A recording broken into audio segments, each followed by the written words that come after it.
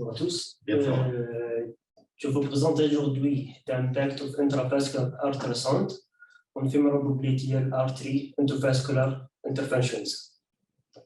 On va passer tout ça rapidement. Donc, avant de commencer, j'ai mis un petit rappel de la technique imagerie endovasculaire.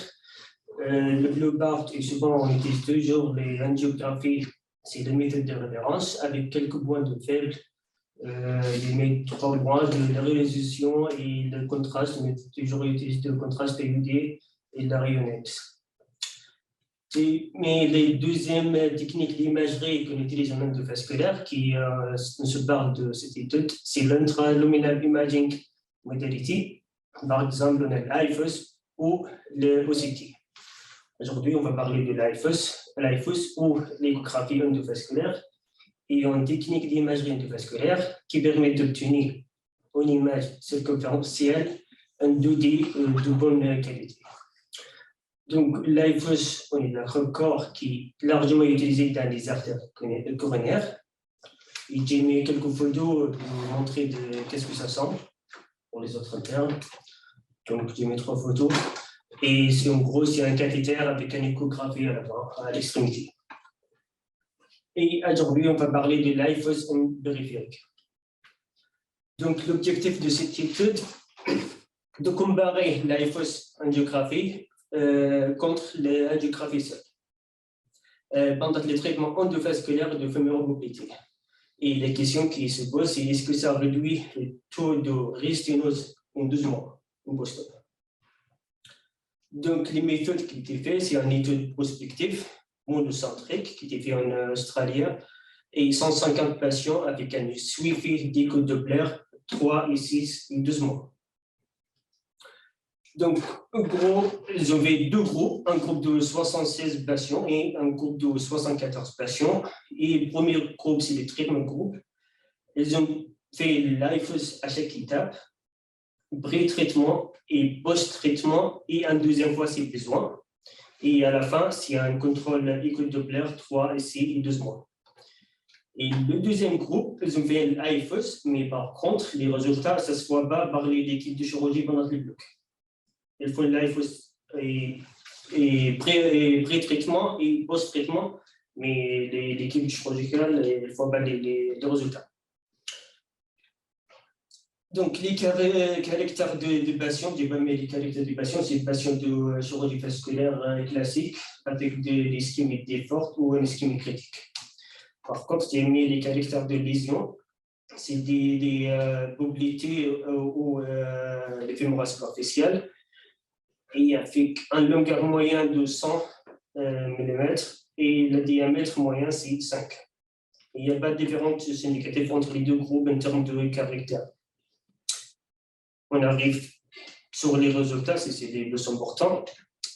Donc, on commence par les résultats cliniques. On voit bien qu'il y a une différence significative, qu'il y a moins de cas de réstinose dans les groupes de l'IFUS angiographie. Donc, freedom from binary restenosis. Binary, c'est une sténose plus de 50% sur l'écho Doppler. Est-ce que tu as décrit qu'ils ont été traités comment, par quel dispositif? Non, le traitement endovasculaire a été fait par stent, par ballon. Oui, on arrive, ils ont utilisé tout, un ballon normal, ballon actif et des stents. Donc on a les 3. Donc c'est un pré-traitement par ballon, un traitement par ballon actif et un stent utilisé comme bail-out. Oui, c'est ça, c'est ça. Les deuxièmes résultats cliniques, qui ont montré que sur en termes de revascularisation de la même lésion dans 12 mois, il n'y a pas de différence entre les 2 groupes. C'est étonnant parce qu'il y a une grosse différence en termes de... On revient sur le précédent. Là, c'était en termes de sténose, de réstinose. 20 points de différence entre les 2. Oui, là, il y a une significative différence entre les 2. Ouais. En termes de restinosis. Mais là, en termes de revascularisation à 2e bloc, à la même lésion, à une 2e opération. Si on a besoin de faire une réintervention. Oui, ce qui est étonnant, c'est que c'est de la resténose. C'est pas de la. La resténose, je parle de la resténose en 12 mois. Donc, on a une sténose, on a traité, dans 12 mois. Parce que là, on pourrait se poser la question, est-ce que la sténose a été traitée finalement? Il y a beaucoup de resténose dans le groupe qui a pas eu la luce. Est-ce que c'est vraiment la sténose ou est-ce que c'est une sténose non traitée finalement? Ah non, ouais, Il n'y a pas de différence en termes de traitement. Mais bon, non, mais sténose, d'accord, ok. On parle surtout les sténoses qui est plus de 50%. Et là, ils ont mis un sous-groupe, un petit groupe à chaque traitement qui était fait.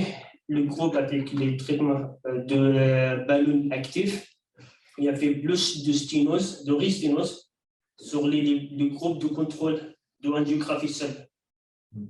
Et moi, sur les groupes qui traitement, c'est AFOS plus angiographie. Il y avait bien une différence significative entre les deux groupes. Et sur les risténoses de les ballons normales, il n'y avait pas de différence entre les deux groupes. Et le risténose sur les groupes de stent, il n'y avait pas de différence entre les deux groupes. Juste une petite remarque quand même. Ouais. Donc, si on regarde ça, pour avoir des bons résultats avec des drug coating balloons, il faut l'AIUS. Ouais.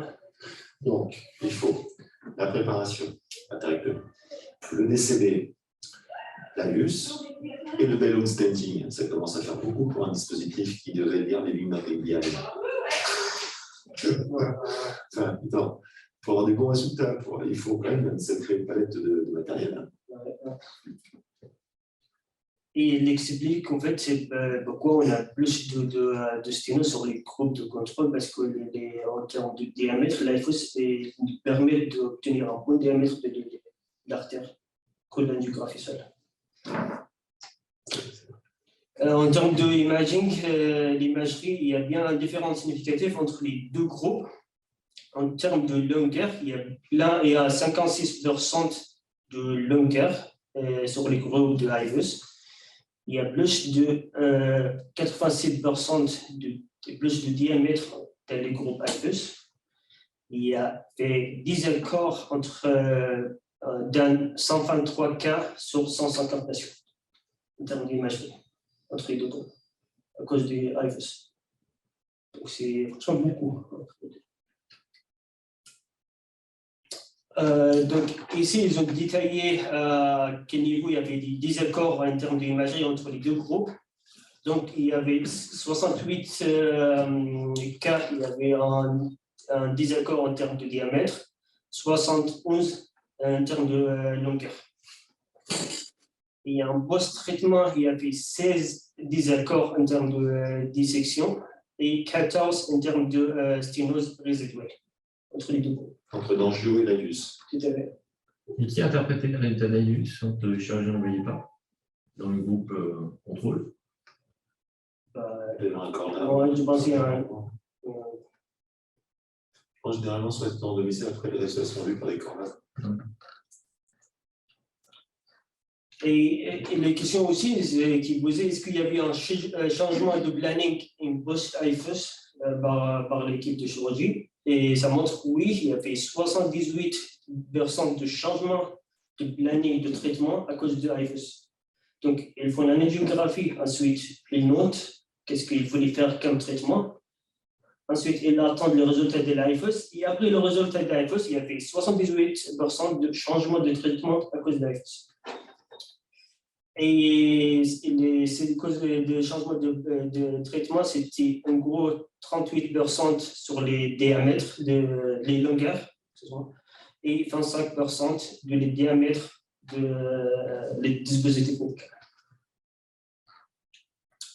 Donc, j'ai mis un petit résumé pour résumer tout ça. Donc, en 12 mois, on a moins de risténose avec le groupe AFOS. Il n'y avait pas de changement en termes de réintervention. Il y avait bien tout fait et des désaccords en termes de résultats d'imagerie. Il y avait bien un changement de traitement modifié par les résultats des AFOS. Et il y a plus de moitié de patients, ils ont traité avec un ballon actif. Et ils ont dit bien que l'AFOS a permis d'optimiser le diamètre du ballon en fonction de la taille. Et en moyenne, c'était plus de 0,5 mm à chaque fois. Et ça, c'était une première étude contrôlée et randomisée dans ce domaine. Par contre, ils n'ont pas parlé de l'efficacité. Ils n'ont pas parlé, donc je pense qu'on a besoin d'une durée plus longue pour jouer bien. Et ils n'ont pas parlé aussi en termes de timing pendant l'époque. Merci. Merci, Ziad. Alors, Davis, on a Davis.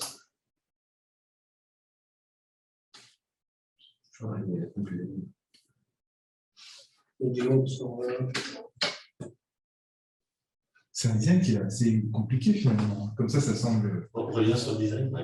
Ça semble idéal, mais finalement. Sur le design, sur le flowchart que tu as montré en fait au départ.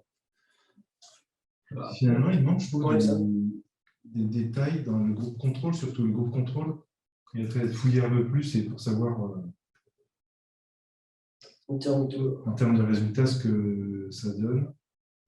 Et sur les désaccords notamment. On n'avait pas une écho à un mois. On a 3 et 6 et 2 mois. Et alors, il n'y avait pas de différence à 3 et 6. Ils n'ont pas mis les résultats de 3 à 6, ils ont mis que les résultats de 2 mois. Parce que l'impression que ça donne, c'est que sans Eius, notamment si on prie du valeur actif, c'est qu'on laisse des trucs derrière. On traite pas forcément. Quand c'est de la sténose non traitée, mais je vois bien le principe. Hein, c'est-à-dire quand tu as des longs ballons actifs, tu as une belle image à la fin, mais c'est vrai que tu n'as pas stenté, un éventuel flap, un petit truc. Et c'est que des lésions assez courtes. 12 cm. C'est court, 12 en moyenne, mais après, c'est vrai que les groupes sont assez identiques. Hein.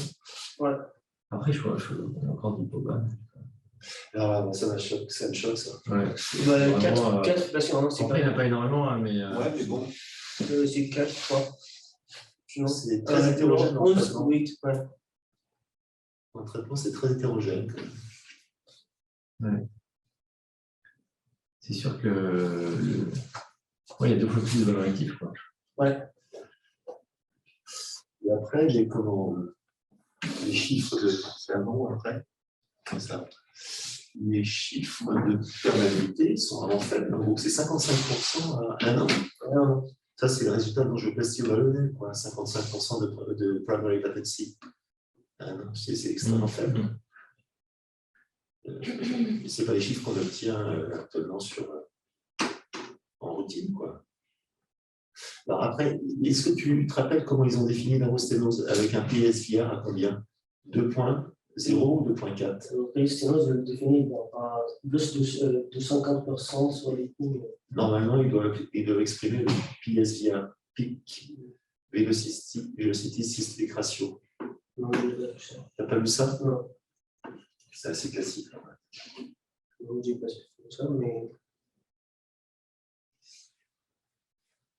Et là, on va juste les sténoses, les bannières et les sténoses, c'est ici. C'est pas tous les patients. On parle juste des bannières et les sténoses, c'est ça. Donc, on fait tout le monde, c'est ça.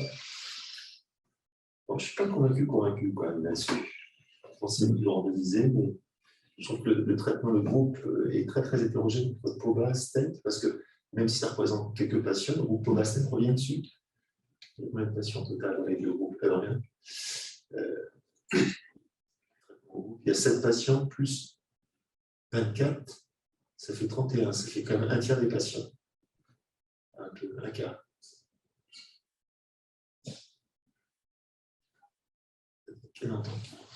Non, tu as 47, 19.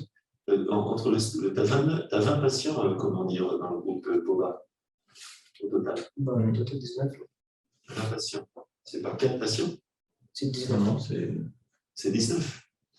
Donc, à 19%, enfin 19 patients au total, plus 47 en stent, ce qui fait pas la moitié, mais pas loin de patients qui sont traités avec un stent non actif et du angioplastie. Versus, c'est très hétérogène en fait, le traitement. Je pense que c'est la faiblesse dans la méthodologique.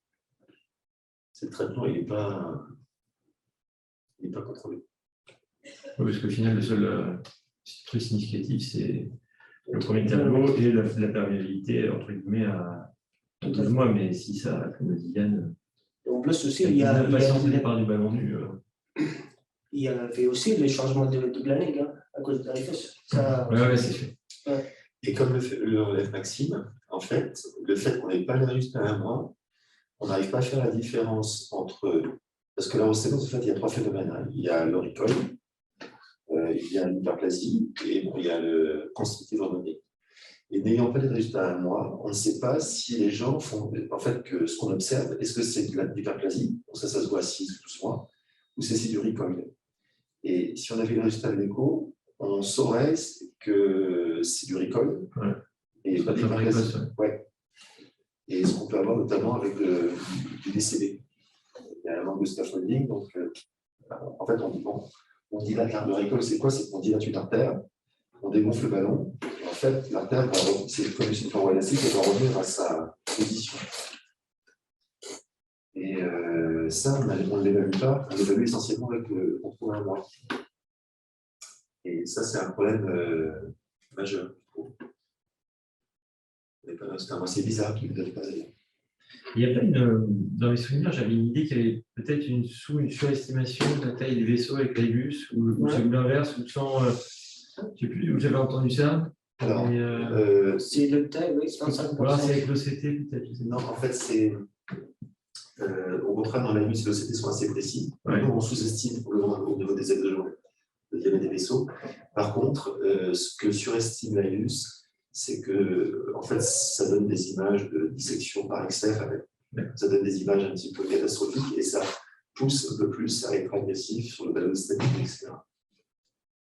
Surtout, ce n'est pas maîtrisé au départ. Donc, les gens qui en font régulièrement, ils vont peut-être plus sur le ballon standing parce qu'ils voient des images tellement affreuses. Ouais, ils surtraitent peut-être un peu plus. Ok. Bon, ça aidera peut-être le remboursement de la carrière en France, c'est juste. Et au cardio, c'est remboursé? Le cardio, c'est remboursé, ouais. Ils s'en servent vraiment. Je pense beaucoup, hein, non? Je sais pas. On l'a fait, ouais. Je sais pas. Je pense que c'est pas mal, le cardio.